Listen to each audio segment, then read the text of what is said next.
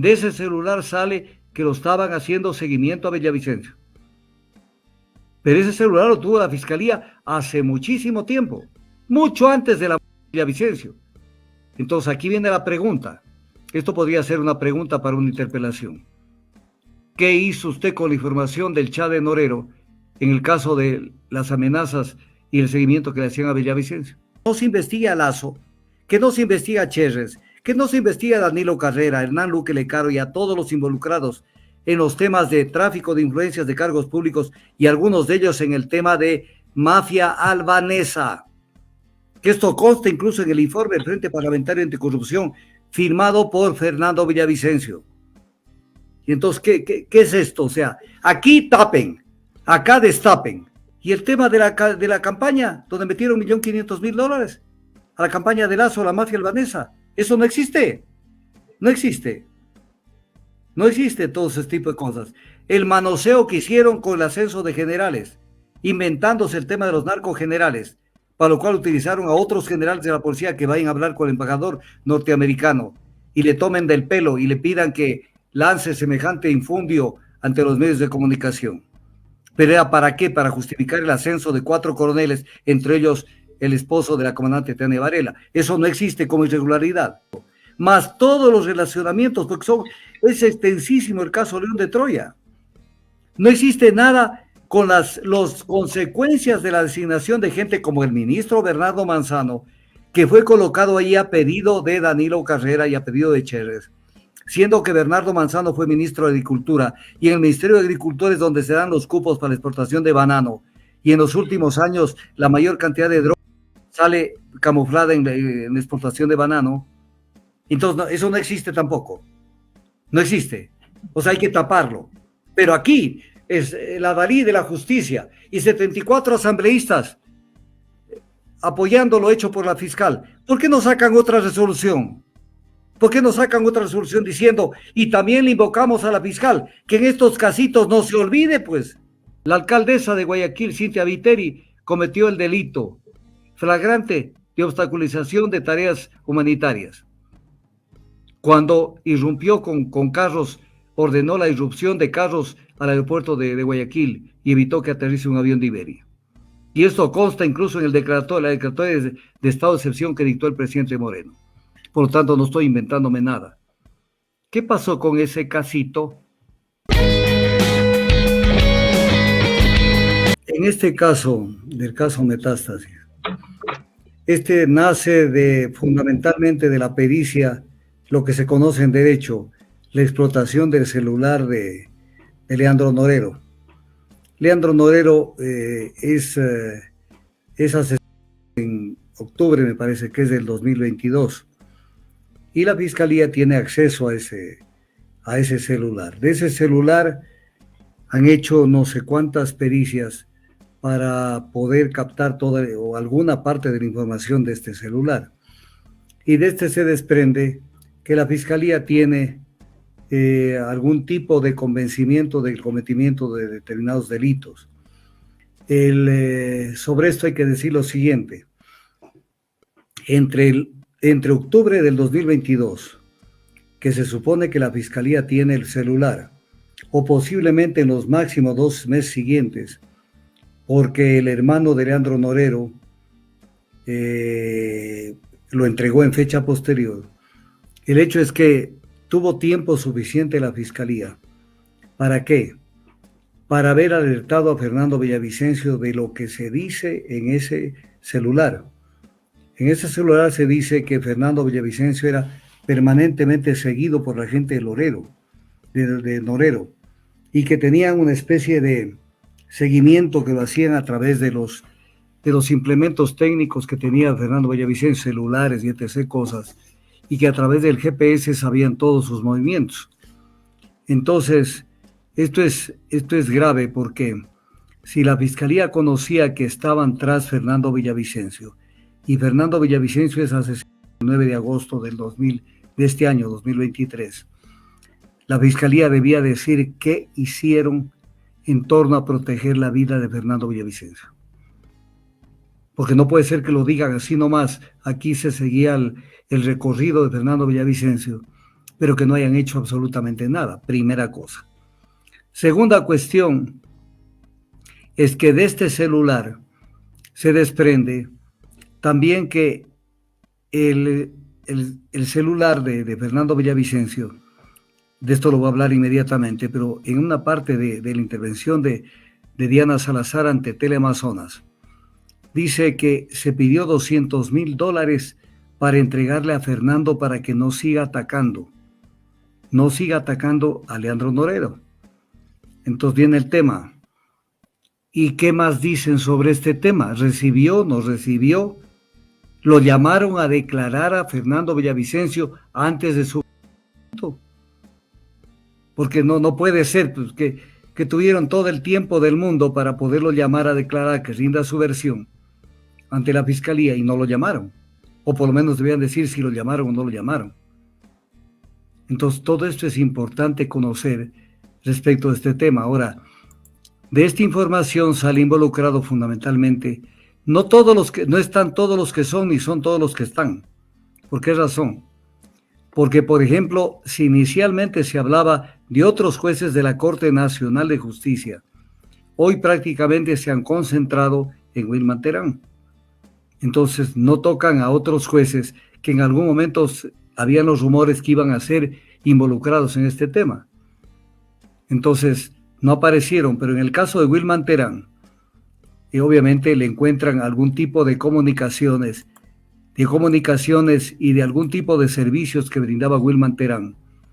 Supuestamente brindaba esos servicios a Leandro Norero y a toda su estructura.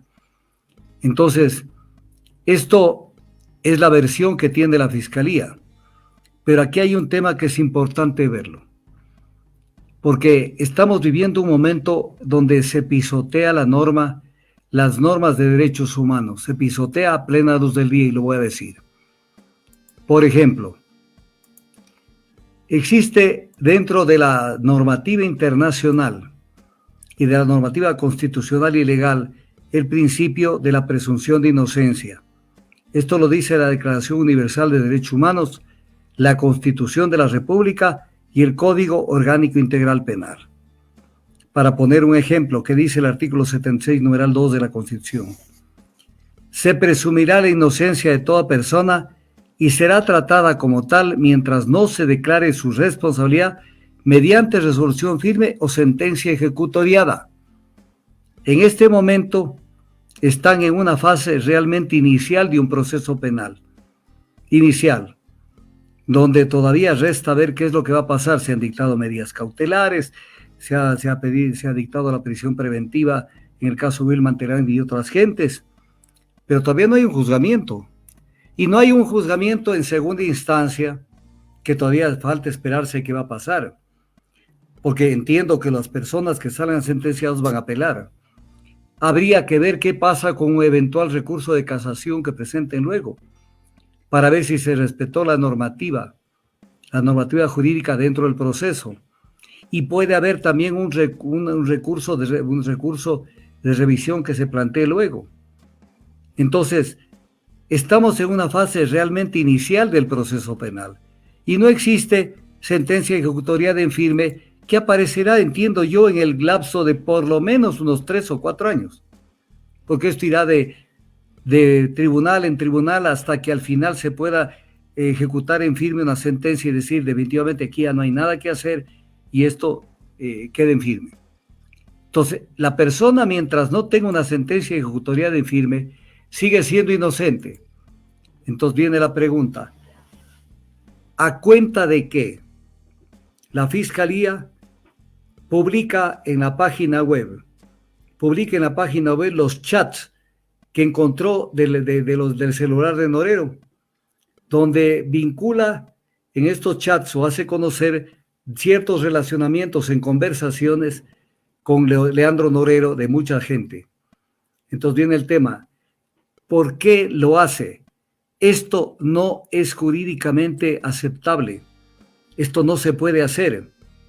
No se puede hacer. Estamos dentro de un proceso penal donde todavía gozan de presunción de inocencia la gente, porque lo que están queriendo es prácticamente que la gente, que el populacho, que la gente que no conoce lo que es un proceso penal y que no ha conocido los intríngulis de este proceso porque ni siquiera se conoce en detalle el contenido de la defensa de cada una de las personas que han sido involucradas, que la gente se haga ya un preconcepto en base a lo que la Fiscalía publica y prácticamente se dé un linchamiento popular, no físicamente a la gente, pero un linchamiento a nivel de que el pueblo ya considere que son culpables y lo mismo los medios de comunicación a través de un linchamiento mediático. Esto no se puede dar en un país que se precie de ser un país donde rige el sistema de derecho.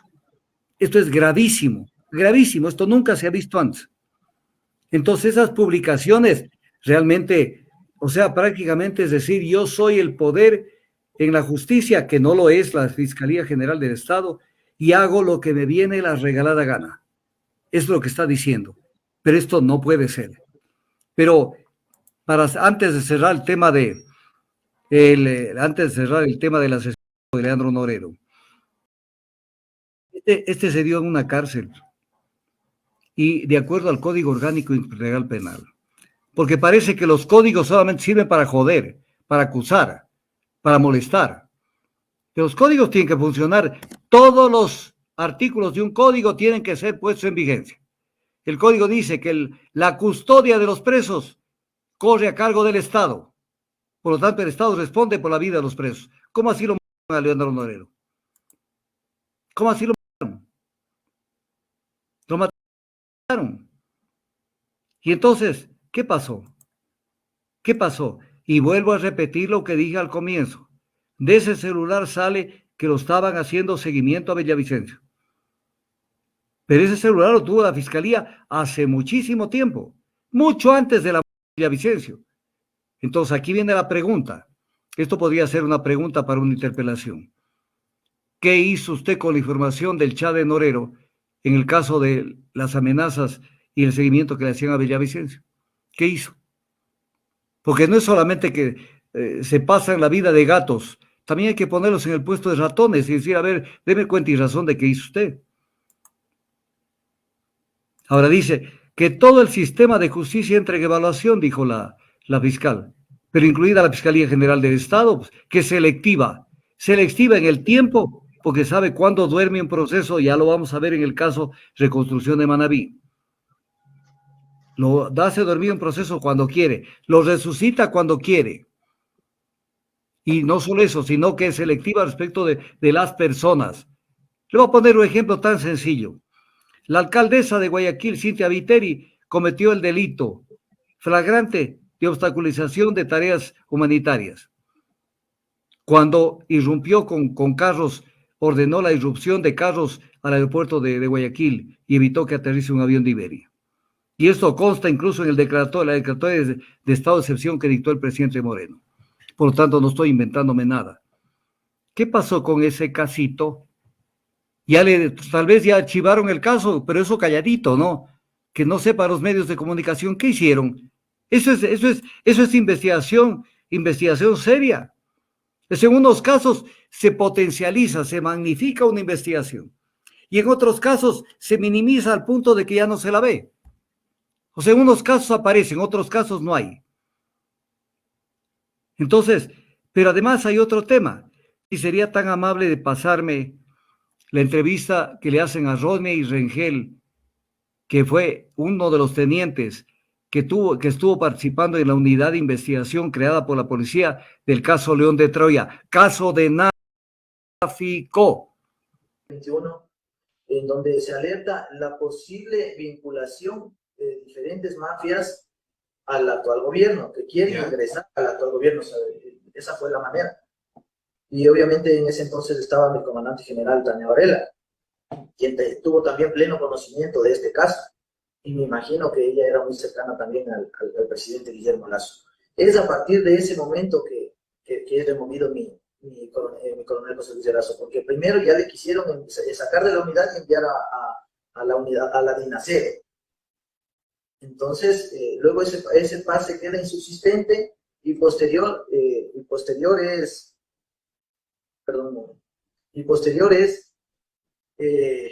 se queda en la unidad y de ahí sí fue ya removido de la unidad como tal, y ahí nos debilitaron. Correcto. Entonces, es en esas fechas. Ahora, el tema de la fiscal general, no lo dije yo, lo dijo el fiscal Rubén Balda, y de eso sí lo puedo afirmar, y de eso sí lo puedo hacer. Y no solamente fui yo el testigo, en esa reunión estuvo mi coronel José Luis Erazo, en esa reunión estuvo el teniente Esteban Alarcón. Entonces, no, ellos pueden aseverar lo que estoy diciendo, pueden preguntarles a ellos, ojalá estén dispuestos a decir la verdad, como lo he hecho. Aunque se encuentran activos en la Policía Nacional, yo también me encuentro activo en la Policía Nacional, pero me encuentro atravesando un proceso administrativo dentro de la policía. Eso voy a hablar más adelante, pero le pregunto realmente sobre la versión del fiscal Rubén Balda. ¿Qué es lo que pidió en nombre de Diana Salazar? Que es conocimiento de ella y que ella solicita que se cierre la investigación. ¿Qué es conocimiento de ella de quién? ¿De Diana Salazar? De la fiscal general, que es conocimiento de la fiscal general, y solicita que se cierre la investigación. ¿Que se cierre? ¿Qué quiere decir que se cierre la investigación? Que quede ahí, que se suspenda la investigación. A ver, mi querido Jairo y ciudadanos en general, la fiscal general pidiéndole, según esta versión del teniente, declaración del teniente Ronnie Rengel, que el fiscal Balda, que llevaba el caso inicialmente del caso León de Troya, en Manabí, que el fiscal Balda cierre la investigación del caso León de Troya y que diga prácticamente qué pasó en los momentos siguientes. El caso León de Troya, a pedido del fiscal Balda, se lo archivó. Y el juez que tuvo a cargo ese tema archivó el caso. Si no hubiera sido por el escándalo, nadie más se hubiera enterado del caso León de Troya. ¿Y quién pidió que se cierre la investigación? ¿Quién le pidió a Balda que cierre la investigación? La fiscal general del Estado. O sea, ella quería que no se investigue a Lazo, que no se investigue a Cherres, que no se investigue a Danilo Carrera, a Hernán Luque Lecaro y a todos los involucrados en los temas de tráfico de influencias de cargos públicos y algunos de ellos en el tema de mafia albanesa. Que esto consta incluso en el informe del Frente Parlamentario Anticorrupción firmado por Fernando Villavicencio. Y entonces, ¿qué es esto? O sea, aquí tapen, acá destapen, aquí no digan nada, orden.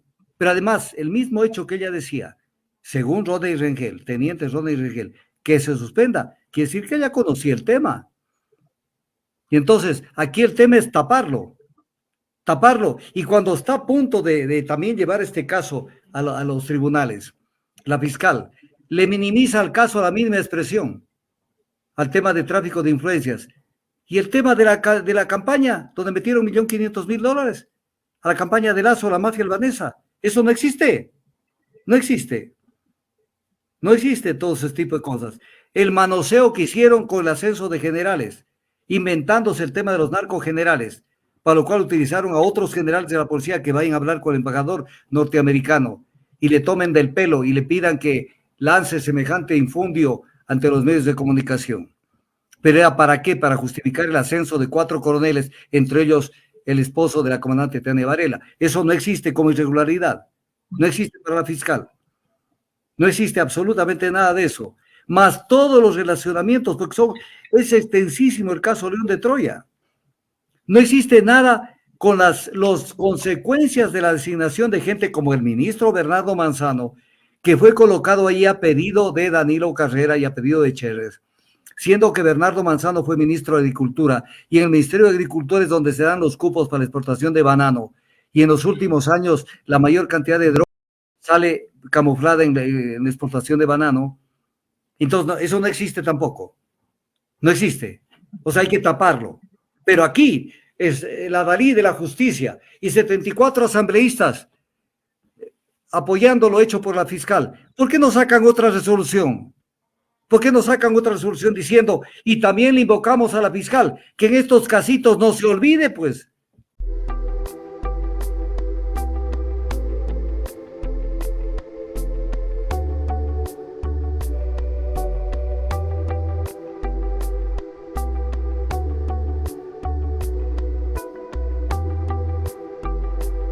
Ojalá que aparecieras antes de perder la conciencia antes de empezar esta botella. Ojalá se pudiera en un suspiro borrar mi memoria, con una copa cambiar nuestra historia. Ojalá